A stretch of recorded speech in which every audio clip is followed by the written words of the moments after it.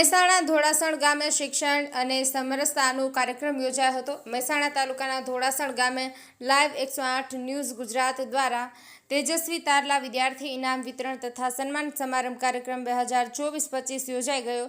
આ કાર્યક્રમમાં live 108 news Gujarat દ્વારા ગામની પ્રાથમિક તથા માધ્યમિક શાળાના ધોરણ 5 થી 12 માં 1 થી 3 નંબર આવેલા તેજસ્વી તારલાઓ તથા મહેસાણા જિલ્લામાંથી ઠાકોર સમાજના ધોરણ 10 અને 12 માં 85% વધુ ગુણ લાવી ઉત્તીર્ણ થયેલા વિદ્યાર્થીઓને બેગ, બુક, પેન અને સન્માનપત્ર તથા બુકે આપીને સન્માનિત કર્યા હતા। સામાજિક અગ્રણીઓ, ધાર્મિક સંસ્થાના પૂજારીઓ, ગામ કક્ષાના સરકારી કર્મચારી, અધિકારી તથા अर्ध सरकारी विविध सेवाकीय जवाबदारी निभावता अग्रणीओनु फूलहार, साल तथा श्रीरामजीनी प्रतिमा आपीने सन्मानित करवामां आव्या हता।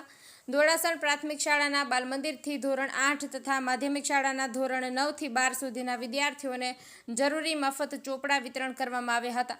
आ कार्यक्रमમાં ગુજરાત પત્રકાર એકતા પરિષદના પ્રદેશ અધ્યક્ષ લાભુભાઈ કાતરોડિયા, પ્રદેશ આઈટી સેલ નીતિનભાઈ, प्रदेश उपाध्यक्ष कमलेशभाई पटेल, 12 जोन प्रभारी राजूभाई पटेल, ईश्वरभाई चूकसी, जयेशभाई गज्जर, आईटी सेल प्रवीणभाई सथवार, पत्रकार एकता परिषद चाणस्मा तालुका प्रमुख प्रदेश जोगमाया इलेक्ट्रिक महेसाणा रमेशजी ठाकुर, किरणभाई पटेल, धोड़ासण ग्राम पंचायत सरपंच हेतलबेन ठाकुर, पूर्व तालुका प्रमुख Sarojben Patel, perfect computer Ambaliyasan station Prahladji Thakur, Ketanbhai Soni, Lallubhai Rabari pharmacist, Jayrambhai, Kantibhai Thakur तथा अन्य महानुभावों ग्रामजनों मोटी संख्या में उपस्थित रह्या हता। विद्यार्थीओ तथा तमाम महानुभावोए सामूहिक स्वरूचि भोजन लीधुं हतुं।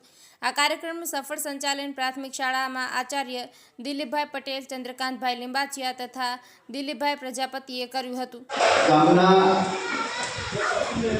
मात्र विद्यार्थीओ नहीं पण विविध प्रकारना नोकरी करता, सेवा करता निवृत्त कर्मचारीओ सहितनो सन्मान આજના કાર્યક્રમમાં અમને પત્રકાર સંગઠનને પણ આમંત્રણ આપ્યું ઉપસ્થિત રહેવાની તક આપી। આ કાર્યક્રમ માણવા માટેની અમને જે તક આપી એ અમારા માટે ખુશીનો પ્રસંગ કહી શકાય। કારણ ગામડામાં સરકારી શાળામાં અત્યારના ખાનગી શિક્ષણના ક્રેઝ પછી સરકારી શાળામાં કોઈના સન્માન થતા હોય, વિદ્યાર્થીઓને પ્રોત્સાહિત કરવામાં આવતા હોય એવી ઘટનાઓ બહુ ઓછી હોય। ખાનગી શાળામાં તો સ્પર્ધા છે, એને નવા કાર્યક્રમો કરીને વિદ્યાર્થીઓને કેમ આકર્ષી શકાય એના માટેની સ્પર્ધા છે। પણ સરકારી શાળાના બાળકોને પ્રોત્સાહિત કરવા એ સાચા અર્થમાં આપણે જેને જરૂરિયાત છે ને એને પ્રોત્સાહિત કર્યા જાય।